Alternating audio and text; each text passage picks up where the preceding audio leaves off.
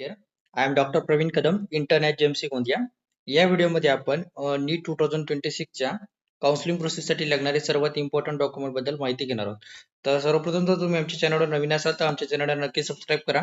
आमच्या चॅनलवर महाराष्ट्रामधील MBBS, BAMS, BHMS, physiotherapy, PVSC, BSc nursing, त्यानंतर सेंट्रलचे MCC, veterinary counselling of India, त्यानंतर BDS या सर्व कोर्स बद्दल व्यवस्थित माहिती पुरवली जाते. त्यामुळे जर तुम्ही आमच्या चॅनलवर नवीन असाल तर आमच्या चॅनलला नक्की सबस्क्राईब करा. तर सर्वप्रथम या डॉक्युमेंट सोबत तुम्ही आता रेडी व्हा. कशासाठी सर कोर्ससाठी MBBS, BDS, BMS, PHMS, PPTH आणि BSc नर्सिंग या कोर्ससाठी लागणारे सर्वात कंपल्सरी डॉक्युमेंट मी तुम्हाला सुरुवातीला सांगणार आहे.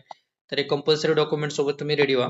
सर्वात महत्त्वाचं ऍडमिट कार्ड, तुमचं जे असेल नीट UG 2026 application form, admit card पण लागणार आणि ऍप्लिकेशन फॉर्म दोन्ही पण तुम्ही तुमच्याजवळ ठेवा. त्याच्यानंतर copy of online application form, latest field on त्याच्यानंतर तुम्ही जेव्हा काउन्सिलिंग प्रोसेस सुरू करता तेव्हा MSCIT वर एक फॉर्म भरता, त्याचं एक ऍप्लिकेशन येतो, त्याचा एक फॉर्म लागतो आपल्याला. नीट UG 2026 ची मार्कशीट ती आता तुमच्या थोड्या दिवसातच येईल रिनीटची.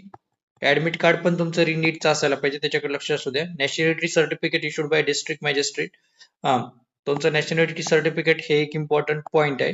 त्याच्यानंतर HSC indicating nationality candidate of Indian, gap certificate कधी लागेल तुम्हाला, जर तुमचं 12वी दिल्यानंतर तुम्ही 1-2 वर्ष रिपीट केले त्यावेळेस तुम्हाला गॅप सर्टिफिकेट लागत असतं.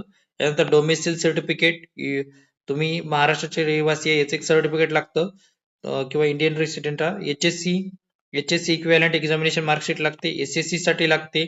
त्यानंतर government issued photo ID, PAN card, Aadhaar card हे सर्वात इम्पॉर्टंट डॉक्युमेंट आहे. मेडिकल फिटनेस सर्टिफिकेट हे एक इम्पॉर्टंट आहे.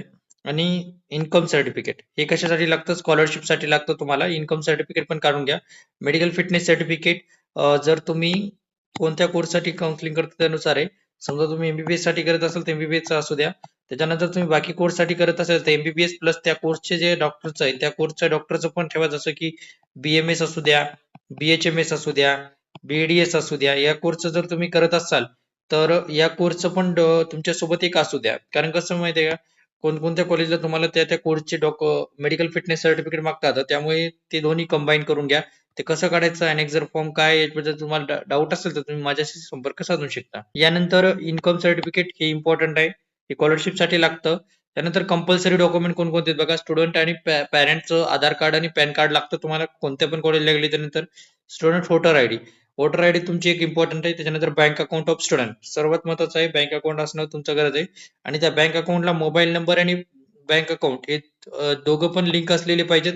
आणि बँक अकाउंट नंबर आणि आधार कार्ड हे पण लिंक असलं पाहिजेत. आणि आधार कार्ड मोबाईल नंबरशी हे असलं पाहिजेत, लिंक असलं पाहिजेत.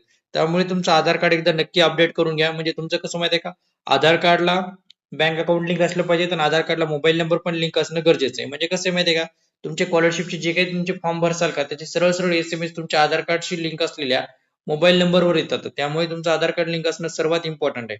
ही प्रोसेस तुम्ही आत्ताच करून घ्या, म्हणजे जेणेकरून तुमची टाइमवर धावपळ होणार नाही. जर ऍप्लिकेबल असाल तर तुम्हाला हे खालील डॉक्युमेंट लागतात. कास्ट सर्टिफिकेट लागतं, कास्ट व्हॅलिडिटी लागतं, SC, ST, VJ, त्याच्यानंतर OBC, त्याच्यानंतर SCBC या कॅटेगरी जर तुमची असेल तर या कॅटेगरीमध्ये तुम्हाला हे डॉक्युमेंट असणं सर्वात गरजेचं आहे. कसं कोणतं, NT1, NT2, NT3 या कॅटेगरीमध्ये पण तुम्हाला हे डॉक्युमेंट लागतात. Caste certificate, caste validity certificate, non creamy layer certificate valid up to 31/3/2028 पर्यंतचं व्हॅलिड असलं पाहिजे. कोणत्या कॅटेगरीला लागतं नॉन क्रिमिलियर सर्टिफिकेट, जर तुमची कॅटेगरी NT1 असेल, NTB, NTC ही कॅटेगरी असेल आणि VG कॅटेगरी, तर या कॅटेगरीमध्ये तुम्हाला असणं गरजेचं आहे नॉन क्रिमिनल. त्याच्यानंतर SCBC आणि OBC कॅटेगरी मध्ये पण लागतं.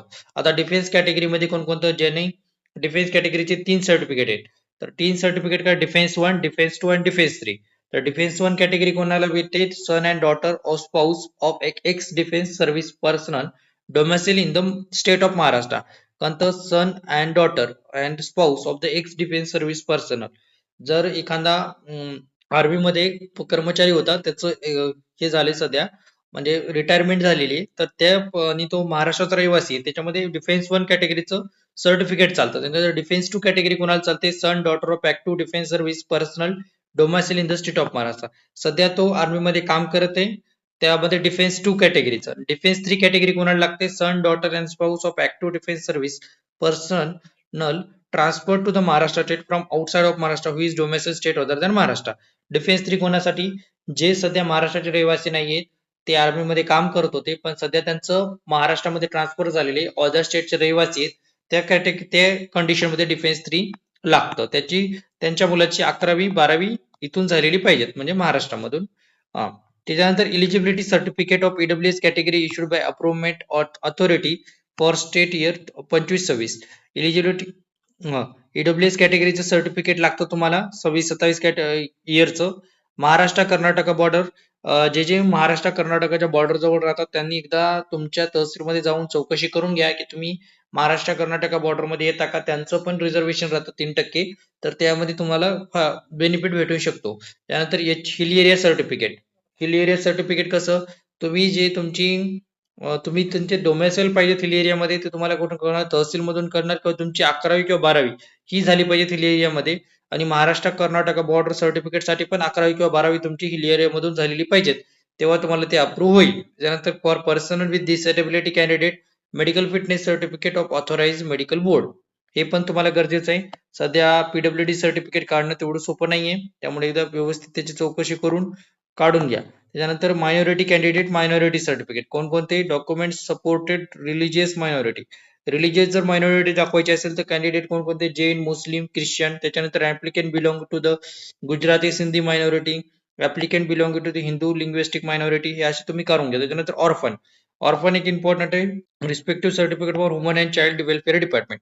ऑर्फन जर तुमचे ऑर्फन असाल तर त्याच्यानंतर जर तुम्हाला काही डाऊट असेल याच्यामध्ये तर तुम्ही माझ्याशी संपर्क साधू शकता. हे सर्व डॉक्युमेंट तुम्ही आताच रेडी ठेवा, कारण की जेणेकरून तुमची काउन्सिलिंग प्रोसेस करता वेळेस धावपळ होणार नाही.